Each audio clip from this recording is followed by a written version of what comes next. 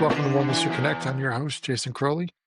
Tonight, we're talking about the election. Tuesday, November 4th, will be the general election here in Bucks County and all across the country. Now, this is considered an off year election. What does that mean? In an off year election, that means there's no county commissioners, there's no senators, there's no president. It is the 1 year in the 4-year cycle of elections where we have what you would expect to be a lower turnout election because the sexiness of the jobs on the ballot aren't just there. But I assure you that these jobs are important. The people that we elect on November 4th are important. The ballot ranges from judge of the Superior Court all the way down to your judge of elections. And here in my hand is my mail-in ballot that I'll be filling out tonight and mailing in tomorrow ahead of the election on Tuesday. But what I wanted to just talk to on today's podcast really is what we expect to see here in Warminster, maybe Bucks County overall. I'm not going to make predictions in individual races per se, because I know a lot of the people on these ballots from being involved with local government over the past decade or so. But I will talk about what exactly is driving the electorate, what we're seeing in terms of turnout, and what will decide the elections on Tuesday. So let's start with our local elections first. Warminster is a purple town. It has gone back and forth between Democrat-controlled township and school boards to Republican-controlled township and school boards, and it's done that for many, many years. This has not been a town that's ever been fully in control of one party or another for a decade, 20 years, like many towns around us are. So with that in mind, we're looking for much of the same in this year's election. We expect that this year's election will be turnout election. So what do I mean when I say a turnout election? Well, because it's an off year election and the president's not on the ballot, no senators, no state reps, no U.S. representatives. You're really talking about the county and local races driving people to the polls. Now, to the credit in Bucks County and Warminster, we still have pretty good turnouts at these elections. But what you're going to focus on most is mail-in ballots and day of voting. And there are two different things, and they comprise two different groups. So mail-in voting, ever since mail-in voting came around, the Democratic Party has embraced mail-in voting far more than the Republican Party. So I have some numbers here from the Bucks County Board of Election as of October 20. There were 89,407 applications received for a mail-in ballot. So far, as of the 28th of October, 56,230 have been returned. That's a return percentage of just under 63%. Now, when you look at who's returning those ballots, of the 89,000, 52,000 Democrats applied for a ballot, 1,000 Republicans, 1,500 independents. We don't know who's going to return them quite yet, but we know who's requested them. And as you can see, Democratic to Republican, you basically have a 2-to-1 advantage for the Democrats right away in the mail-in ballots. And that's before even counting 9,500 independents or no party affiliation voters.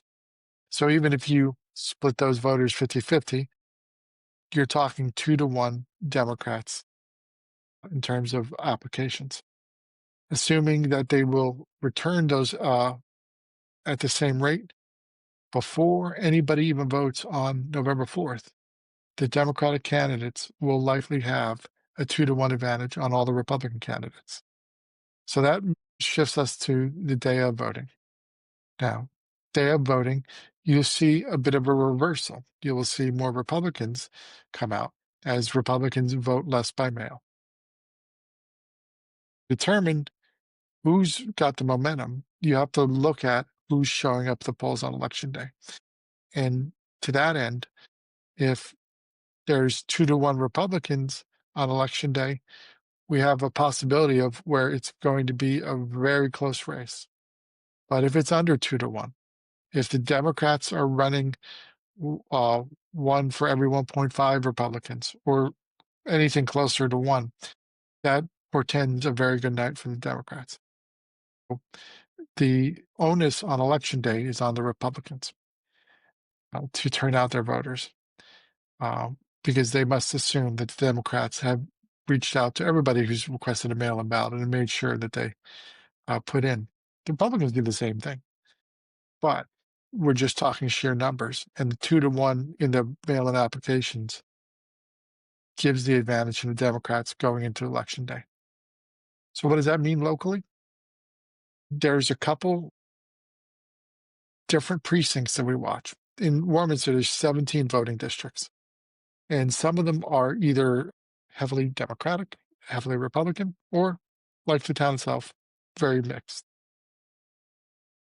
If you're rooting for Democratic candidates, you want to watch the returns that come out of District 14. District 14 is largely comprised of Anne's Choice, but also the neighborhood behind it. Anne's Choice 15 years ago was voting red, voted Republican. Ever since the mid 2010s, you've seen a change where it's starting to vote blue. It kind of peaked in 2020, 2021, and it's starting to trend a little bit back towards red, but it's still very much a blue district. If a Democratic candidate can run up big margins in Anne's Choice, District 14, they're in pretty good shape. Another district that you keep in mind would be District 10. District 10 includes Centennial Station, also a Democratic stronghold. Margins in there help the Democratic candidates. If a Republican can do well in there, if they can keep their losses to a minimum, that will help them. Another Democratic stronghold would be District 2, and that is over near Warminster Heights and the surrounding area. Also Democratic dominated. I have never seen a Republican do well in there, not even Republicans who were very popular at the time, like Mike Fitzpatrick. He would do better than most Republicans in there, but it's a very, very strong Democratic district. On the flip side, you have areas like uh, District 13, which is over near Hartsville Fire Station. That has been a reliably red district for many, many years. And so has District 6, which votes at Willowdale and is sort of a Log College Road in that area. Those are the areas where the Republicans need to run up their margins in order to win. Everywhere else is kind of, it can go either way. So you might, if you live in one of those neighborhoods, you may or may not see candidates because they may be thinking, I'm going to do well or I'm not going to do well based on the history. I can tell you that both parties will try to hit every district and every home every year. Because even if you can't win a district, even if you're a Republican, you can't win District 2, you definitely want to try to keep the margin down. You don't want to lose 100 to 20. If you could lose 100 to 50, that's much better. And the reverse goes for the Democrats in District 13 or District 6. So what am I seeing in this election? It's going to come down to turnout. It's going to come down to enthusiasm. Now, clearly, the Democrats had the enthusiasm behind them in the primary. You saw it in the primary numbers, where the Democratic voters came out much heavier than the Republican voters. For the Republican to have a chance to win locally, they will need to reverse that and need to have a much better turnout than they did in the primary. You will have seen a lot of people going knocking at doors, probably knocking at people who only vote once or twice every 4 years. Everybody who votes is a matter of public record. The state doesn't know who you voted for, but they know if you voted or you didn't. And that data is publicly available. Anybody can buy it from the state for about $20. And it tells you what elections you voted in. So politicians look at those lists. And if you vote in every election, they may just send you a mailer to make sure that you remember there's an election, but you're pretty much going to turn out to the election. If you vote 3 out of 4, say maybe you only skip 1 year, same thing. But the parties are going to focus heavily on the people who never voted or voted once or twice. Because getting to those people in an off year election, if you can get any number of them out, you're going to be at an advantage. So you may see less mail if you're a reliable voter, as opposed to someone who votes maybe just in the presidential and midterms or presidential years. Or if you've never voted before or you're a brand new voter, you'll probably get a ton of mail from everyone. So you have the parties targeting those people. They're going to be coming out. They're going to be calling this weekend. They're going to be texting. I've gotten texts all over the place. There's going to be robocalls and phone calls and door knockers, all to just try to remind you to go to the polls or hand in your mail-in ballot if you have a mail-in ballot. It's that important to folks. So we've talked about um, turnout. We've talked about how the parties look at the voter scores. The next thing we want to talk about is individual races and how they're shaking out. So on our local ballot, the first one's going to be school directors. Now I live over in the Speedway, so my region is Region 3.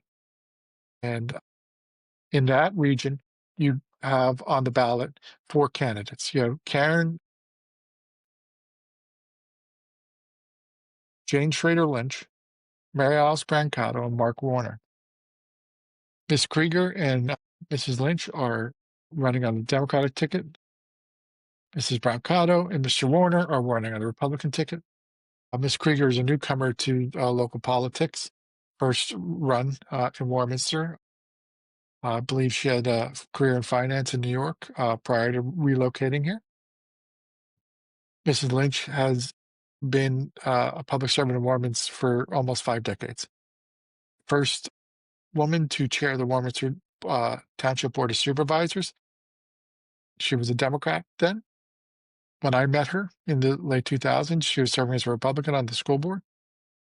She has served in many capacities in this town. She's one of the few living people who have a street named after them, Lynch Circle. That's named after Jane. This year, she's running on the Democratic ballot. Mary Alice Brancato was first elected 8 years ago. Prior to being a school board director, she was a bus driver, but also very active in the community, very charity-oriented person. We had an opportunity to talk to her a little bit. We've seen clips of her on this channel. And Mr. Warner is a small businessman, young father, who's taking his first steps into politics. He's running on the Republican ticket. I don't think he's terribly political in terms of partisanship, but he is an interesting man with a very interesting story to tell. We also have a interview with him up on this channel. So in that race, you have Miss Krieger and Mrs. Lynch versus Mrs. Brancato and Mr. Warner. The two big names in this race are Mrs. Lynch and Mrs. Brancato. They're both very well known in the community, and this creates a obstacle for both Krieger and Warner to overcome. The turnout will matter, but also in these school districts because you have people who cross party lines.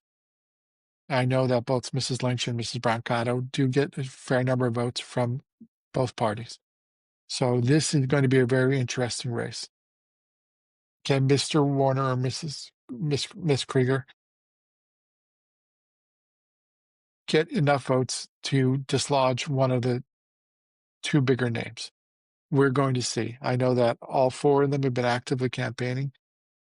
You've seen them online, you've seen them everywhere, and it will make for a very interesting race. There's another school district race in Warminster, and that's Region 2, where you have Krista DiPaolo and Mark Gindhart. DiPaolo, I believe, lives over in Ivyland, a very involved parent within our school district. Mr. Gendhart is a current school board member, first elected 4 years ago. In that race, Mr. Gendhart won his race 4 years ago against Tony Sadowski, who's now been on the board.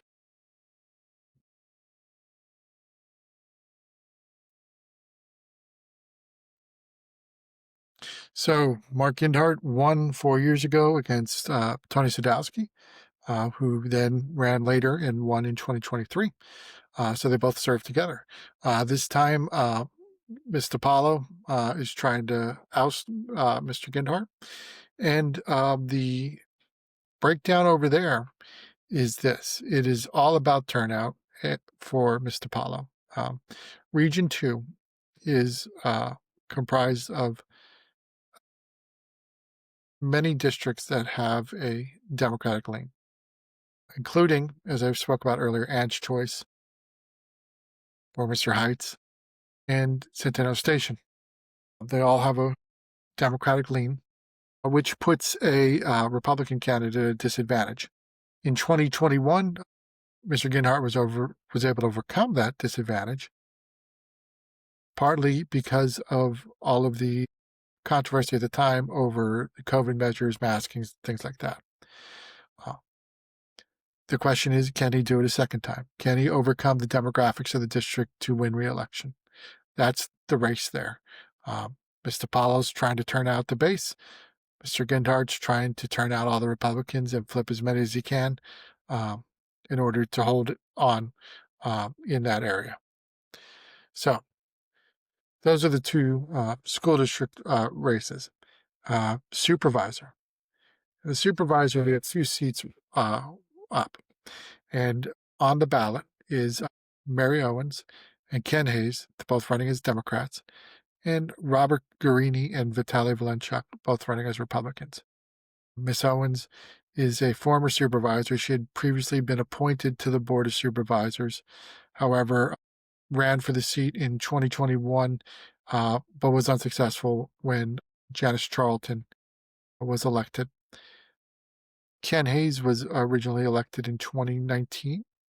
2019, took office in 2020, been the chairman of the Board of Supervisors for, I believe, 5 of the 6 years he's been on the board.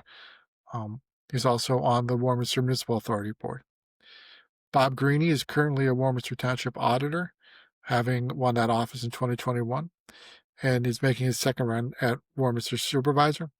And Vitaly Valenchuk is a local businessman, local business owner, who ran for office in 2021, but fell just short in that race where his running mate, Janice Charlton, did get past the post. But Kathy Frescatore ultimately took the second spot. So it's Owens and Hayes versus Guarini and Valenchuk. Now, here's the thing. You don't vote in groups. You vote for 2. There's 4 names, so people can mix and match. So what are we looking at here? So unlike the school district, where you have regions and then one region has a clear Democratic lean while the other one is more neutral, this is the entire town, all 17 districts. The game here is turnout, turnout, turnout, turnout. It's going to be pressing everybody they can to get to the polls. I expect the margins to shrink from the primary, where Owens and Hayes had a much bigger lead. In fact, Mary Owens had the most votes by a large margin over everyone else, whereas Hayes, Guarini, and Valenchuk were closer together. Now, primaries don't mean that's what's going to happen in the general election. I can show you plenty of examples when a primary result flips, but it can be indicative of enthusiasm. And I spoke about that earlier. The enthusiasm in the primaries with the Democrats. Can Guarini and Valenchuk find that next gear to push themselves up and get past Owens and Hayes? If the party split, which did happen in 2021, if they split the 2 seats, the Democrats will retain control of the Warminster Township Board of Supervisors. If Guarini and Volunchuk win, the Republicans would take control of the Board of Supervisors. And if Owens and Hayes wins, that means that the Democrats would control the Board of Supervisors for at least 4 more years, because the next election cycle in 2027 would be for 2 Democratic seats. I'm sorry, not for 2 Democratic seats, for 1 Republican and 1 Democratic seat, meaning that the Republicans can only pick up 1 seat, and therefore they would have to win in 27 to have a shot at taking control in 29. So this is a big election. And I think the amount of money you see the parties spending, especially on the Democratic side, shows that if they can win this election here, if they can take 2 seats, they guarantee themselves control of Warminster probably through the end of the decade. So it's a very important race for both parties. The third race on the ballot is tax collector. In the tax collector race, you have Nicole Rainier, who was appointed to replace Bobby Loftus. Nicole Rainier took over in January of 2025. She is on the Democratic ticket. Eugene Lyle is the Republican running for tax collector. He's a CPA for a local Warminster business, and he's seeking his first public office. Nicole Rainier previously worked for Brian Monroe in his office before becoming a tax collector. This race is interesting. That people might say, what's the big deal about tax collector race? Well, the tax collectors are very important. First of all, they collect the tax monies owed to the township and the school. So, of course, that's important. That they provide good service, because most of the time the people paying taxes in person are our seniors. So being able to provide quality customer service is key. But also, politically, nobody, and I mean nobody, in town will meet more eligible voters every year than your tax collector. And those voters tend to be seniors, who are the one group that vote reliably more than every other group. So the tax collector has the ability to really make a difference in elections.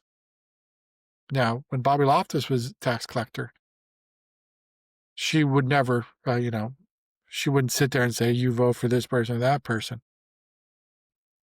But the important thing is to know is that that tax collector can help shape public opinion about people. It's important. It's an important position politically for both parties. Now, the politics is the least important part of the job. As I said, the most important part of the job is being able to manage the money, do so honestly and without making mistakes, and be able to serve the people and make sure that you're doing everything in the best interest of the people. But why do the parties fight over it so much? 3,000 voters every 6 months? They'll absolutely sign up for the ability to help mold public opinion. Also, the tax collector can make in excess of $140,000 a year, one of the highest paid elected positions in Bucks County. And I should note that you do have to pay your expenses out of that money. So it's not just all profit, but still, it can be a lucrative position. So that's why you see people fight over tax collector. Auditor. For auditor, we have a 6-year term up. Nikki Verward, who's running on the Democratic ticket, and Ron Small running on the Republican ticket.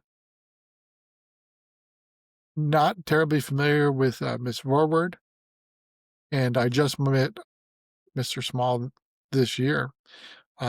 Auditor is a role that is not well known, but they do play an important role in our local government, and you'll often see them out supporting the supervisors during elections.